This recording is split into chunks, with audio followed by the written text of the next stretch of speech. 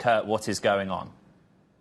Yeah, so this has been ongoing for a while now. This judge, as you mentioned, Ed, has been trying to get X to take action against certain accounts on the platform, right-wing accounts, misinformation, things like that. Elon, as you know, a self-proclaimed free speech absolutist, is saying, "Hey, we're not going to do that. We're not going to remove these accounts or adhere to your demands."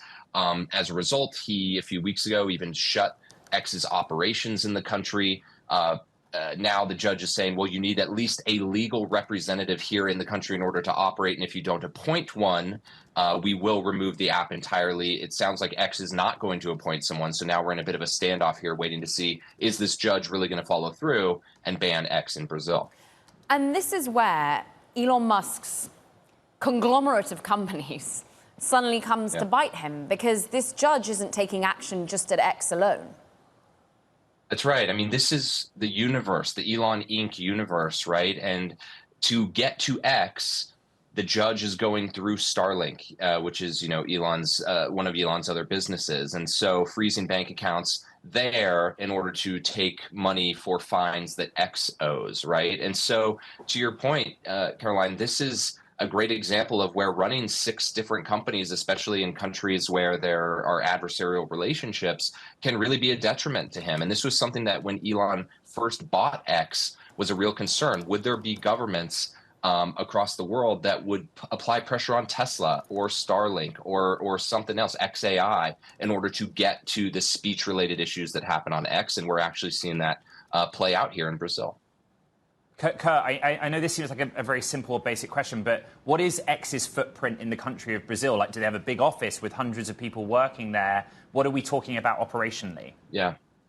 Operationally, I believe it was somewhat small compared to a lot of, certainly where they operate in other countries like in the US or even in Japan. I think from a user-based perspective, we don't know exactly. I've seen estimates between 20 million and 40 million active users there. My understanding is it's around the 3rd largest market for them from a user base, behind the United States and Japan.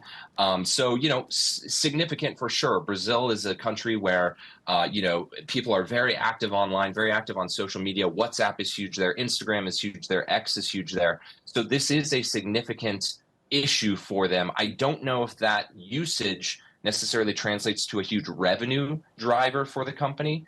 But regardless, the optics, and taking a country of such importance and significance in the world, but certainly in Latin America, off of X entirely is a big deal if this ends up happening. Now, we're used to Elon Musk firing out on his own platform, but he's got some fighting talk for this Supreme Court justice, in particular saying that ultimately he is an outright criminal of the worst kind, masquerading as a judge. What sort of implications is this going to have for Elon Musk to say that sort of thing?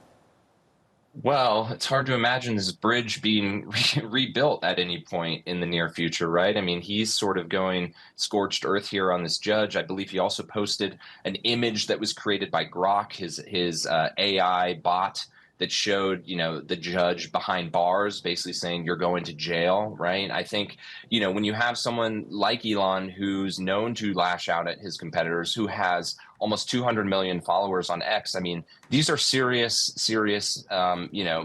attacks, right? And we'll see what's going to happen, but I think the bridge there is burnt quite aggressively.